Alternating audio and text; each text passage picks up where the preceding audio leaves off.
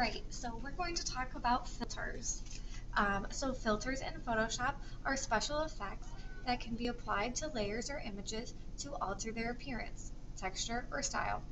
They can create a variety of effects such as blurring, sharpening, distorting, or adding artistic touches like painting or sketching.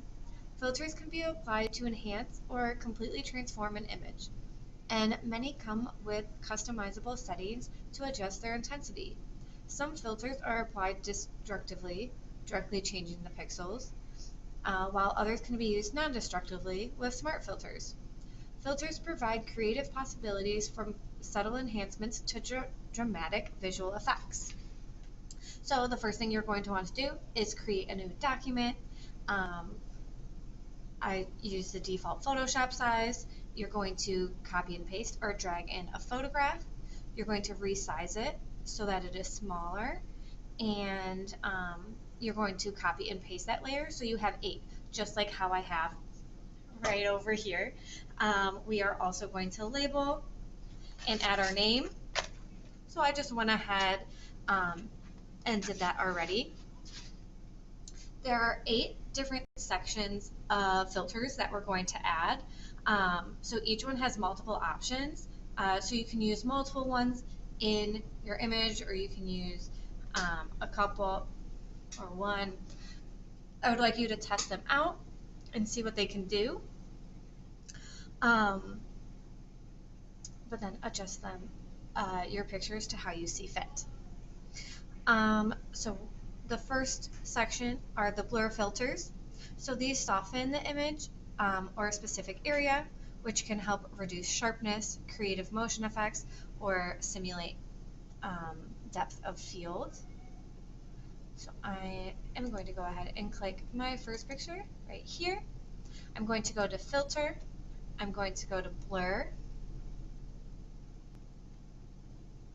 And there are many different options. The 4 that I'm pointing out are the Gaussian blur right here, motion blur, radial blur, and lens blur. So Gaussian blur creates a smooth blur effect that is commonly used to soften an image or create a subtle background blur. So let's go ahead and test that out and see how it looks. Ooh, way too blurry.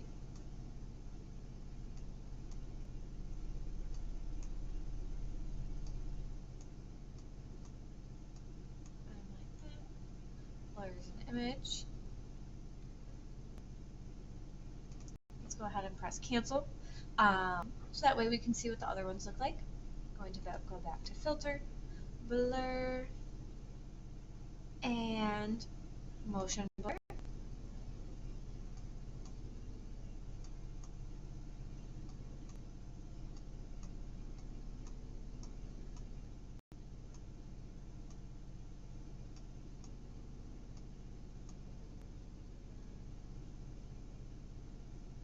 Like that. Okay. So this simulates the movement by blurring in a particular direction, making the image appear as if it is moving. You can change the angle of that blur. I'm going to go ahead and press cancel. What we're looking at, I'm just going to zoom in on this picture so we can see it even more in detail. Alright, I'm going to go back to the move tool. I'm going to go to filter, blur, and then radial blur right here.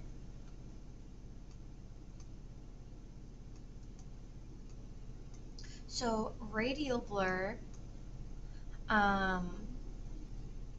creates a blur effect that radiates out from a central point, useful for simulating spins or zoom effects.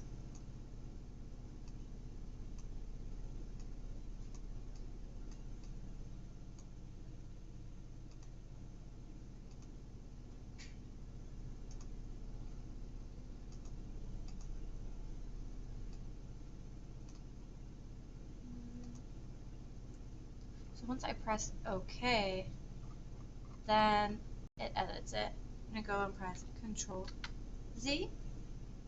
So there's no preview. And then the next one, I'm going to go filters, blur, and lens blur.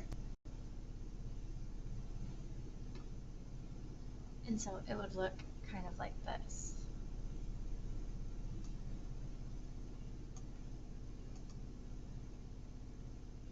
So you can adjust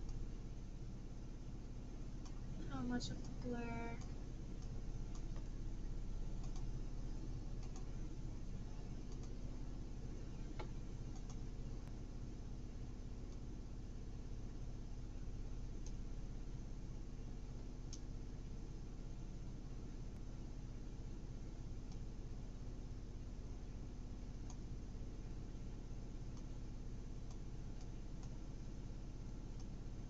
All right, so which one did you like best? You can go ahead. Whoa.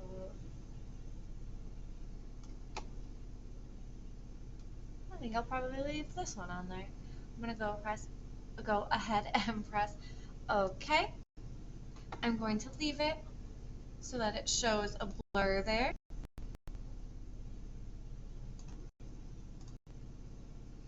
All right, so the next one are the sharpen filters. So this enhances the detail of an image by increasing the contrast along the edges.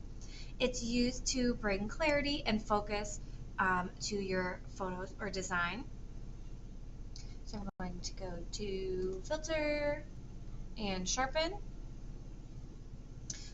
So the three that I'm pointing out are unsharp mask right here, smart sharpen, and shake reduction. So, my picture went away. There we go. I'm back. So unsharpened mask, a traditional sharpening filter that enhances edges to make details pop. Adjust the amount, radius, and threshold to control how much sharpening is applied. So let's see what it looks like. Ooh, that's interesting. Okay, I'm gonna press cancel for right now, but I think I like how that one is looking on the image. I'm going to press filter, sharpen, and the next one is smart sharpen. So this offers more control than unsharpened mask.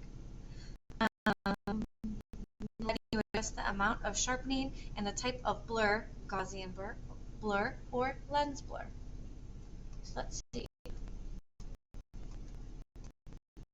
So you can change the amount.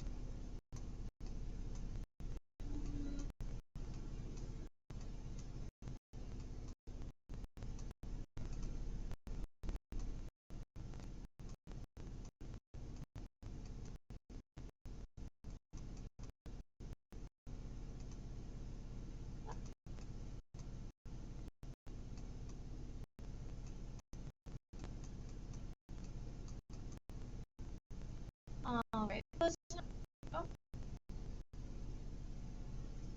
there we go. Now it's giving some different changes to it. That could be interesting. Alright, I'm going to go ahead and press cancel for right now. I'm going to select filter.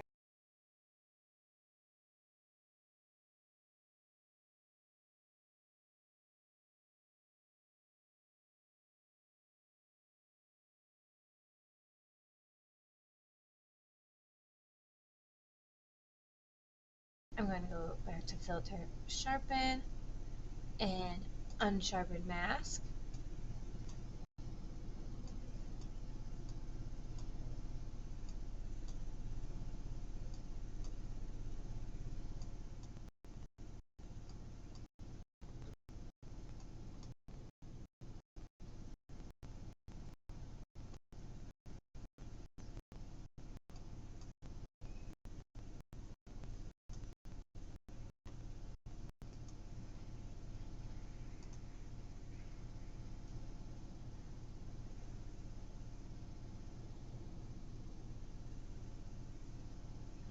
sharpen.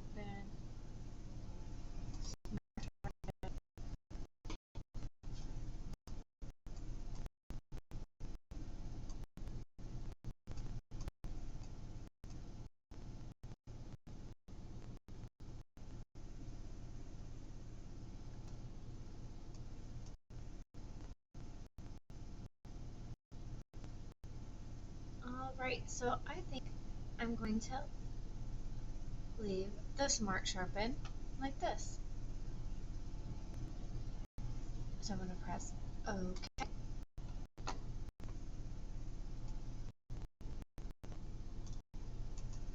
And then I'm going to move to the Distort filters.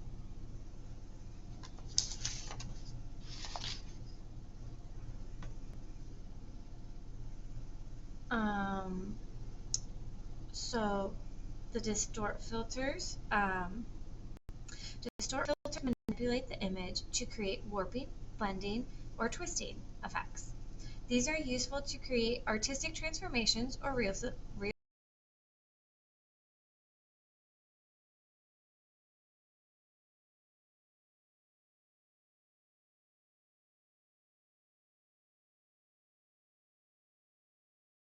realistic distortions in an image. So let's try to use filter and so distort.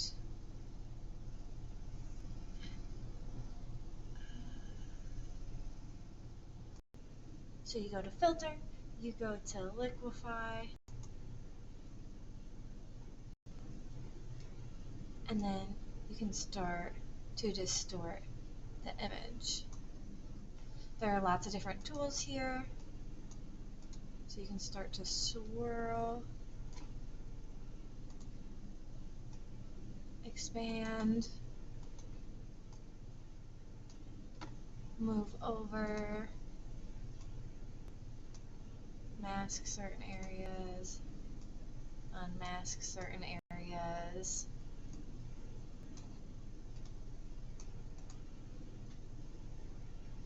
And then you could press OK. There are other areas along this side as well. But I want to see some other ones, so we're going to look at pinch, ripple, and wave. So filter, distort, and pinch. So this pulls pixels towards the center, creating a squeezing effect. Ah!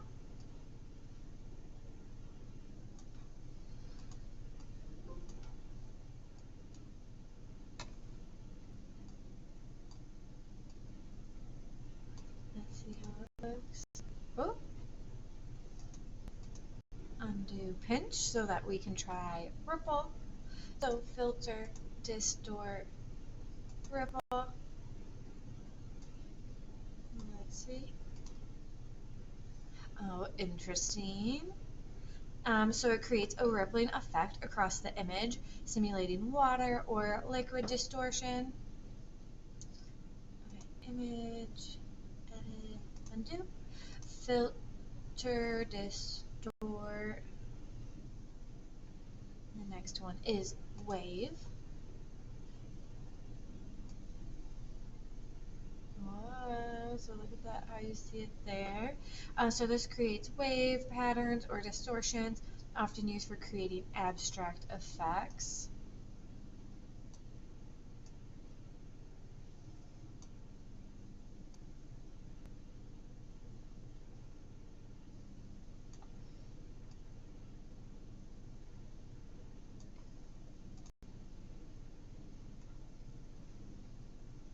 And like that. I think I'm going to end up leaving this one. Alright. So next we're going to talk about noise filters. So noise filters add or reduce random variations in pixel color, giving an image a grainy or a texture effect. Let's go ahead and click on this, filters, noise. We are going to look at add noise and reduce noise. There is also dust and scratch. which if you were to scan an image in, that would be a great filter to use to get off any dust or scratches on that image. But since we're using primarily online or digital images, we'll mostly use add or reduce noise. But let's go ahead and press add noise. So it makes it very grainy. It adds a layer of grain to the image, which can be used to mimic film grain or give an image a rougher or more textured look. So let's just do a very subtle noise to it. Alright, so something like that. But first I want to see how reduced noise looks on it.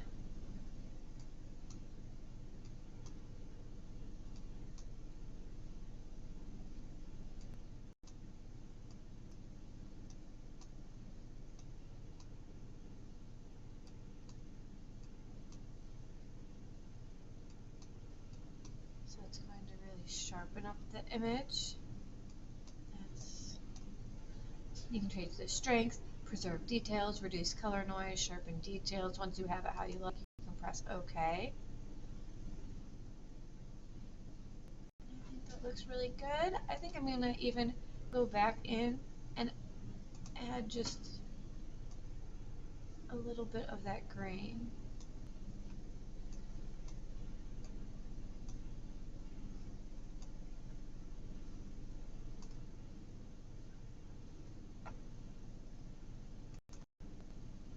It looks like that.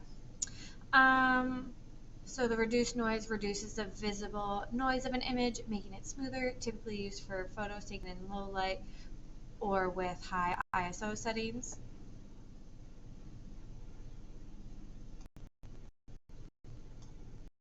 Alright, so then we are going to talk about stylized filters. So these can create unique artistic effects, from glowing edges to smooth painting-like effects. So the first one, so we're going to go to filter and stylize. We're going to look at emboss.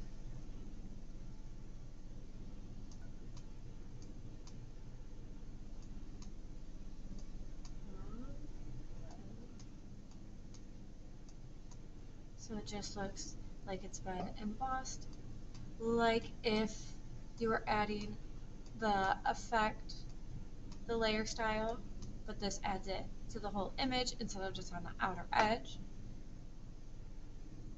Let's go ahead and press cancel and look at some other ones. So we're going to go to filter, stylize filter, and oil paint. We can change up the brush strokes, the scale, cleanliness, bristle detail, press OK, and then it makes it look like it was a painted image. Okay, so I'm going to undo the oil paint, and then I'm going to look at find edges. So stylize, find edges, and we'll find all those edges and draw them out. Edit, undo, find edges. And the last one we're going to talk about are glowing edges. So this is in a little bit of a different area. So you still go to filters, but then you are going to go to filter gallery and into stylize. And then there's the glowing edges effect. I really like this one, so I'm going to go ahead and press OK.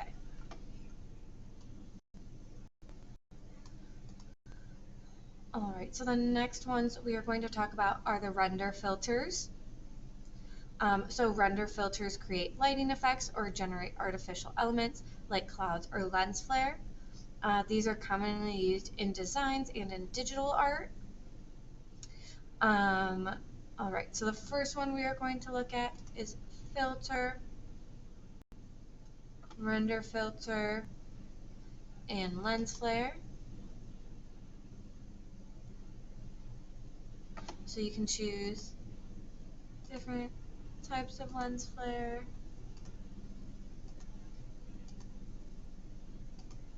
I think I like this one right here. And press OK. And so it adds brightness right here to the image. The next one, we can look at the clouds. So let's go to Filter, Render, there it is, and Clouds. And so with the colors here, it creates a cloud-like effect. And it is going over everywhere we can see where it is in the layers panel if I make it go down further. So if I wanted to add that in the background of an image, let's go ahead and go back to when it just had the lens flare. If I wanted it to look more like clouds, maybe I would choose a nice blue color and white, and then go to Filter, Render, Clouds, and I'll get more of a cloudy-like look. This would be really good when you are creating illustrations for the background, or you can add it. You could do a clipping mask and add it to a specific area, which we will talk about clipping masks in a little bit. I'm gonna go ahead and delete this layer though. Ooh.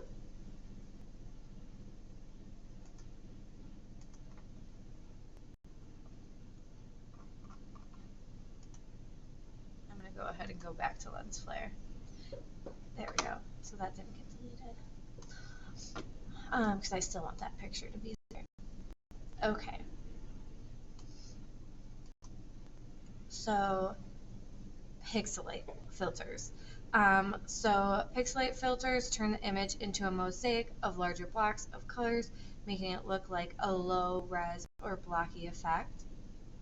So we're going to go to Filters, Pixelate, Mosaic, and we can see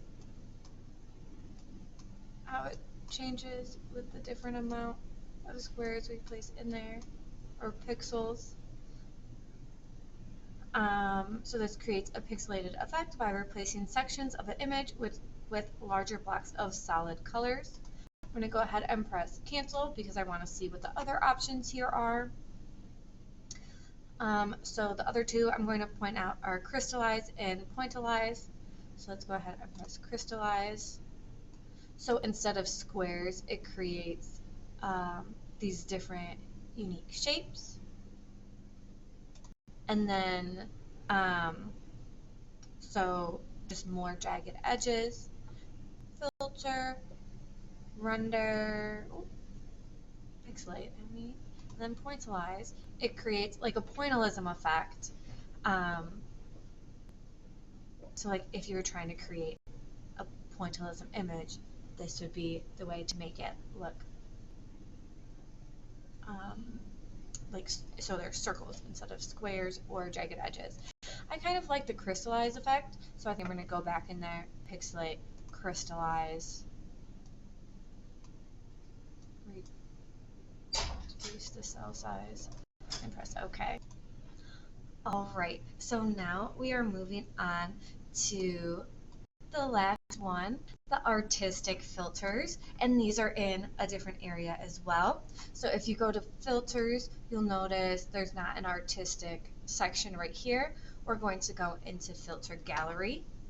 So these filters create a variety of painted, sketch, or textured effects that can make your image look like art or enhance the visual style. So we already saw the stylized ones. We want to see that up there. The artistic ones. So the first one we are going to click on is, oh, you know what? I don't know if I have the right one. Let's make sure. Filter, filter gallery.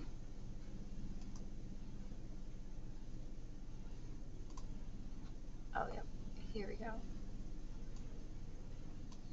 So we just needed to click on a different one. So here's what the watercolor one looks like. It applies a watercolor painting effect to the image. We can click on dry brush, makes an image look like it's been painted with a dry brush, giving it a texture painter look. We can press film grain. So this looks like the noise, the adding noise to the image picture. To look like old film. And then the last one we're going to click on is poster edge. It adds a strong edge to the image, giving it a cartoon-like effect with simplified shapes. I like how this one looks. I could go ahead and change up how it's looking. I'm gonna leave it like that. Okay. And then I have my image. Let's go ahead and zoom out so we can see everything. Ooh, ooh, ooh.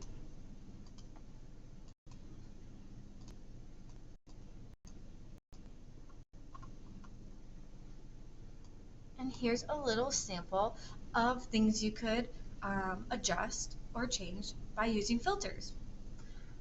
All right, so again, make sure all your pictures are labeled with what you used. Add your name to the bottom right corner with a logo. And then you're going to save it as a PSD file and export as a JPEG file. And then that's it. All right.